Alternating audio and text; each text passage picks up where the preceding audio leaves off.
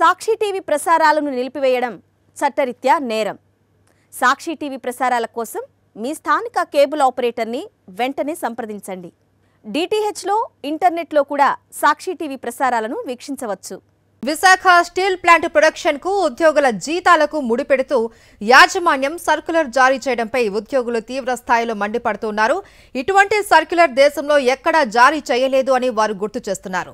Steel plant కు సొంతంగా గనులు కేటాయించకుండా ఉత్పత్తి ఎలా పెరుగుతుంది అని ప్రశ్నిస్తున్నారు. స్టీల్ ప్లాంట్ కార్మికులు, ఉద్యోగులను అవమానించేలా చంద్రబాబు వ్యాఖ్యలు ఉన్నాయని, ఆ వ్యాఖ్యలను ఆయన ఉపసంహరించుకొని క్షమాపణలు చెప్పాలి అని డిమాండ్ చేస్తున్నారు వారు.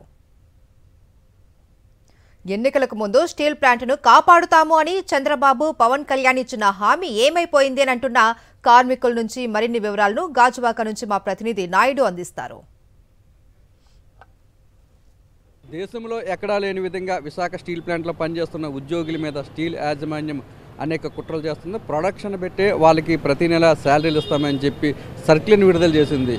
స్టీల్ యాజమాన్యం విడుదల చేసిన సర్క్యులర్ మీద మనతో మాట్లాడడానికి స్టీల్ ప్లాంట్ ఉద్యోగులు ఉన్నారు. సార్ చెప్పండి, నిన్న స్టీల్ యాజమాన్యం చేసిన సర్క్యులర్ని ఏ విధంగా చూస్తారు? ఇటువంటి సర్క్యులర్లు గతంలో ఎప్పుడైనా ఇచ్చారా మీకు? ఇది చాలా దుర్మార్గం అండి. ఇటువంటి సర్క్యులర్లు విశాఖపట్నం స్టీల్ ప్లాంట్లో కాదు, రాష్ట్ర దేశం మొత్తం మీద ఏ స్టీల్ ప్లాంట్లో కూడా ఇది పబ్లిక్ సెక్టర్లో కూడా ఇటువంటి తాలూకా జీవో అనేది ఉండదండి. అక్కడ ఏంటంటే కార్మికులు పనిచేస్తారో జీతాలు అనేది యాజమాన్యం కానీ ప్రభుత్వాలు కానీ చెల్లించాలి కార్మికులకి. అంతేగాని జీవోకు అనుగుణంగా లేకపోతే చేసే ప్రొడక్షన్కి కానీ మార్కెట్కి అనుగుణంగా జీతాలు ఇచ్చే పద్ధతి ఈ విశాఖపట్నం స్టీల్ ప్లాంట్లోనే కాదు, దేశంలో ఏ ప్లాంట్లో కూడా పబ్లిక్ సెక్టర్లో లేదండి. కావాలని కొంతమంది కార్మికులు రాద్ధాంతం చేస్తున్నారు, లేని ఉద్యమాన్ని చేస్తున్నారు అన్నట్లు కూడా సీఎం గారు మాట్లాడడం జరిగింది. సీఎం గారు మాటలు ఏ విధంగా చూడొచ్చండి? అది నారా చంద్రబాబు నాయుడు గారు చెప్పింది చాలా శుద్ధ అబద్ధం. అది కావాలని ఎంప్లాయీస్ డ్యూటీలు చేసుకుంటారు, 8 అవర్స్ డ్యూటీ చేయడానికి వస్తారు తప్ప కావాలని రాష్ట్ర ప్రభుత్వం మీద కానీ కేంద్ర ప్రభుత్వం కానీ బుద్ధ జల్లడం కానీ ఉండదు. వాళ్ళకి జీతాలు, వాళ్ళకి కావాల్సింది, కార్మికులకు కావాల్సింది వెల్ఫేర్ ఇస్తే కార్మికులు ఎందుకు గవర్నమెంట్ మీద విమర్శలు చేయడం జరుగుతుంది. మరి ప్యాకేజ్ చంద్రబాబు నాయుడు గారు ప్రకటించారు. ఆ ప్యాకేజ్ అనేది బ్యాంకు వడ్డీలకి, రా మెటీరియల్కి ఉపయోగించారు తప్ప కార్మికుడికి ఎటువంటి లాభము చేకూర్చలేదు. ఇది చెప్పిందంతా అబద్ధం. అంటే దేశంలో ఉన్న అన్ని స్టీల్ ప్లాంట్లు లాభాల్లో ఉన్నాయి, ఒక విశాఖ స్టీల్ ప్లాంట్ మాత్రమే నష్టాల్లో ఉందని చెప్పి. స్టీల్ ప్లాంట్ లాభాల్లో ఉందంటే వాళ్ళకి ముడి సరుకు ఉంది కాబట్టి వాళ్ళు లాభాల్లో ఉన్నారు. ఈ ప్లాంట్కి ముడి సరుకే లేనిది లాభాల్లోకి ఎలాగొస్తుంది? ప్రొడక్షన్ తీస్తేనే జీతం ఇస్తానంటున్నారు కదా, మరి మేనేజ్మెంట్ దగ్గర ప్రొడక్షన్ తీయడానికి సరిపడా రా మెటీరియల్ ఉందా లేదా అనేది ఎందుకు బయట పెట్టట్లేదు? రా మెటీరియల్ లేకుండా ప్రొడక్షన్ ఎక్కడ తీసేస్తారు? ప్రొడక్షన్తో శాలరీ సంబంధం పెడితే ఇది పూర్తిగా కుట్రదాము. అలాగే చంద్రబాబు నాయుడు గారు కూడా స్టేట్మెంట్ ఇచ్చారు, పని చేయకుండా జీతాలు ఎలాగ ఇవ్వగలరు అనేసి. రాష్ట్రంలో మీరు పని చేస్తున్నారు కదా, మరి గవర్నమెంట్ ఎంప్లాయీస్ కప్పు తెచ్చి జీతాలు ఎలాగిస్తున్నారు? మరి మీకు ఒక న్యాయమను, స్టీల్ ప్లాంట్ ఒక న్యాయమనా?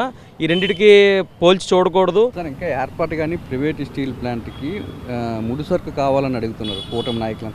కానీ ఎప్పటి నుంచో ఉన్న విశాఖ స్టీల్ ప్లాంట్కి మాత్రము ముడి సరుకు ఇవ్వాలని అడగకపోవడాన్ని ఏ విధంగా చూస్తారు మీరు? ఈరోజు ముడి సరుకు అనేది చాలా ఇంపార్టెంట్. దేశంలో పెద్ద plant steel plant, Visakha steel plant. Chandrababu Naidu నేను చెప్పారు ఏమని, స్టీల్ ప్లాంట్ ఎంప్లాయీస్ తిని పడుకుంటారు ఇంట్లో అని. తిని పడుకుంటే ఇంత ప్లాంట్ 3.6 నుంచి 6.7 మిలియన్ టన్ వరకు ఎంత డెవలప్ అయిందంటే కేవలం ఒక ఎంప్లాయీస్ కష్టపడి పడ్డారు. కాబట్టి ఆ రోజు మన దివంగత ముఖ్యమంత్రి, మాజీ ముఖ్యమంత్రి మరి ఆ రోజు రాజశేఖర రెడ్డి గారు ఆ రోజు మనకి 6 మిలియన్ నుంచి మనకి 21 మిలియన్స్ వరకు బ్లూ ప్రింట్ తయారు చేయడం జరిగింది. మరి అలాంటి వ్యక్తి ఈరోజు మాకు జూనియర్స్కి ఎంతోమందికి ఉపాధి వచ్చిందంటే కేవలం ఆయన ఎక్స్పెన్షన్ వల్లే ఈరోజు మనకి ఇంత అభివృద్ధి అయింది. ఏదేమైనా సరే మనకి సెంట్రల్ గవర్నమెంట్ కానీ స్టేట్ గవర్నమెంట్ కానీ చాలా తప్పు నిర్ణయం తీసుకుంటుంది. సార్, ఎన్నికలకు ముందు స్టీల్ ప్లాంట్ను కాపాడుతామని చెప్పారు, తీరా ఎన్నికలు అయిన తర్వాత ఉద్యోగులు పనిచేయలేదు, జీతాలు ఎలాగమ్మంటున్నారు అంటూ మాట్లాడుతున్నారు. చంద్రబాబు నాయుడు గారు అంత ఒక రాష్ట్ర స్థాయి ముఖ్యమంత్రి అయిన కూడా ఇలాంటి మాటలు సబబు కాదండి. అంటే పని చేయట్లేదు అంటే మీరు ఇప్పటికీ సుమారు 7,000 మంది కాంట్రాక్ట్ ఎంప్లాయీస్ని తీయడం కానీ, అలాగే ఎంప్లాయీస్ని VRS ద్వారా 1,600 మంది తీసినా కూడా ఇంత మాకు రీసెంట్గా అయిన క్లాస్లో ఏంటంటే ఇప్పుడు సుమారు 3 BFలు కలిపి 17,000 టన్నులు తీస్తున్నారని చెప్పేసి స్వయం HR వాళ్ళే చెప్పడం జరిగింది. అంటే మేనేజ్మెంట్ మాకు చాలా జీతాలండి, కొత్త ఎంప్లాయీస్ అందరూ కానీ నిర్వాసితులు ఇంకా రావాల్సి ఉన్నారు, వాళ్ళందరికీ 100% జీతాలు ఇస్తారు. ఇలాంటి మాటలు మాట్లాడడం కరెక్ట్ కాదని నేను అనుకుంటున్నాను.